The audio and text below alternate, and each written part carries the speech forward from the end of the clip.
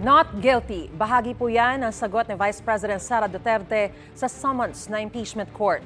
Batay sa ipinasang tugon ng kanyang kampo, bigo raw ang ika-4 na impeachment complaint na inihain laban sa bise na patunayan ang mga alegasyon ng korupsyon, betrayal of public trust, misuse of funds at iba pa. Sinampahan lang daw siya ng impeachment complaint dahil sa pagkontra niya sa administrasyon ni Pangulong Bongbong Marcos. Dagdag niya, may tuturing lang na isang pirasong papel ang reklamo laban sa kanya dahil wala namang nakasaad doon na statement of ultimate facts. Igan, mauna ka sa mga balita, mag-subscribe na sa GMA Integrated News sa YouTube para sa iba't ibang ulat sa ating bansa.